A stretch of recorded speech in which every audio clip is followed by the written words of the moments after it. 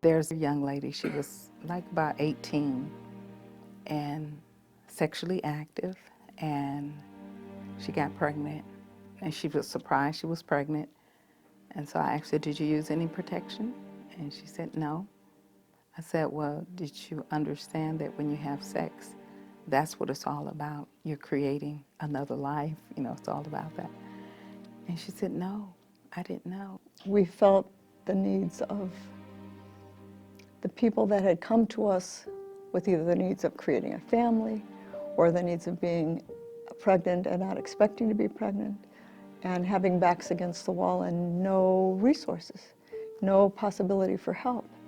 And a check is one thing, but a loving heart is something more compelling.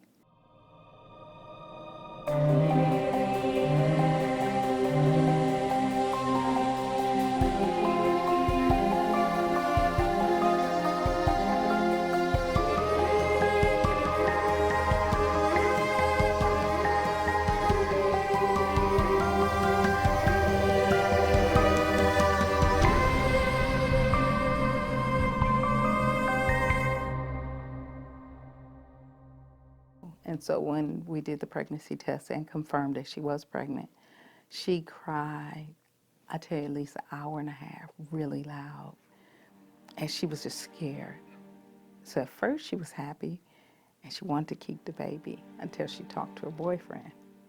He was happy at first, but then he changed his mind, said he don't want it. So then she changed her mind, she didn't want it. She came back and told me about how she really wanted to keep the baby, but because she was so in love with her boyfriend and he didn't want it, she didn't want to have a problem with him. So basically she chose the boyfriend over the baby. It was a challenging place that we were in our lives when all of this happened. That led me here. I was in a Mom's First program. It had kind of gotten to a point where, it's like, I have some money, but I need this, and this. You know what I mean? How you react to their pregnancy, as a physician especially, sets the stage for their pregnancy. And I've seen this with my patients with addiction who come in with an unplanned pregnancy. When I go into the room and explain to them with a smile that they are pregnant, that they are going to have a baby, that this is not a bad thing just because they're in treatment for addiction. They can have a very healthy baby, they can be a very good mother. I got involved in this whole process because of a young lady going to preterm, and she was 5.5 months pregnant, and she went in to have an abortion, and she died, and the baby died. And she was 22 years old. And that impacted my life because I have 20-something-year-old girls, and my heart was for how could a mother find out your baby died because she snuck and had an abortion. We have no idea what people are going through.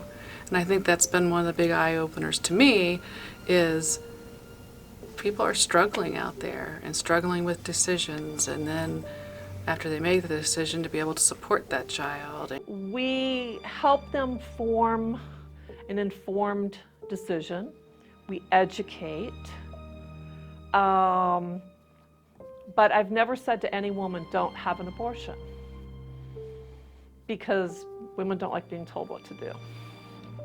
I am pro-life, but I don't know if my daughter came to me today and said, Mom, I was raped, how I would feel about that, honestly.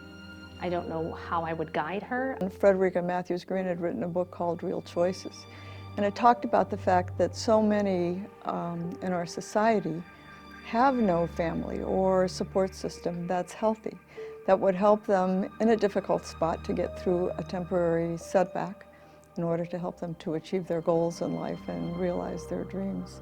Last child I gave birth to, I was shocked that I was pregnant, okay? And I had just lost my weight, and so I go to the doctor and they tell me, oh, you're pregnant. So I said, oh man, because I was just thinking, dang, I just got the weight off. That was my whole reaction. The next day I get a call and they asked me, did I want to have an abortion from my doctor's office? And I told them, oh, no. I said, no, that was just a thing I was thinking about. No, I'm happy to be. And so that's when I put two and two together, that how easy it is to get an abortion. One thing that Zoe House provides is support. And, you know, every woman needs dignity, every person needs love. So in order to make choices, you know, whether it's an abortion or to keep the baby, those are deep, responsible choices. I mean, both choices have ramifications. There are places where it's supposed to be help, and they make you feel like, why are you here? Why do you need this?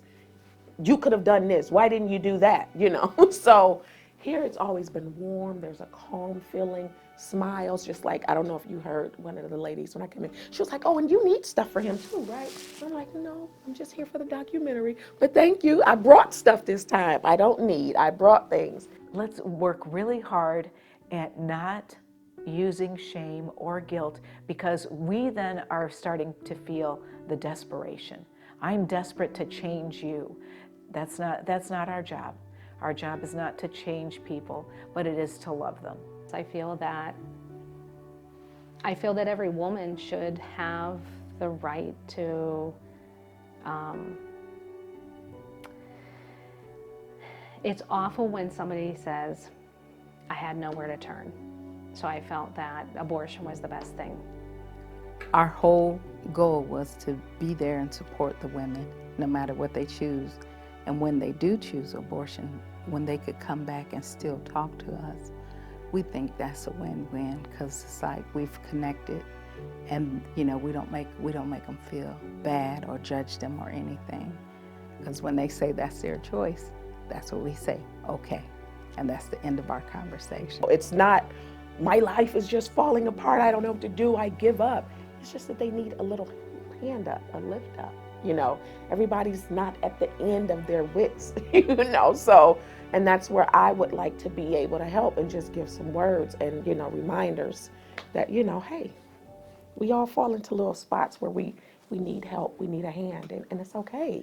That's what we're supposed to do for each other in this world, you know. There's women in my practice who have had abortions, and no one in their life before this happened had ever said, this is a child, I'll support you if you have the baby.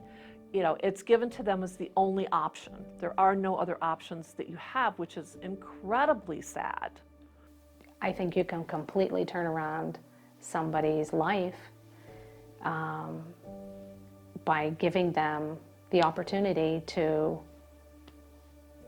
be able to come to somewhere with open arms. And I understand how some women or people can feel like, you know, down about it, thinking that their life should be in a different place and I shouldn't need this help. But that's not the way to look at it at all. Be glad that the help is there and take it, and then just return the favor. But ministering to women who had their backs against the wall and were expecting, but didn't want to abort their child, would be a very hands-on blessing for us and for them. And so that's how we began Zoe House. You never know as a writer what's gonna, stick like a sticker burr. Suddenly I started seeing that quote everywhere. A lot of pro-lifers were quoting it. And then I started seeing that it was being quoted in pro-choice publications as well, like the Planned Parenthood Action newsletter. There's the quote, or a famous syndicated columnist, very pro-choice, quoted it.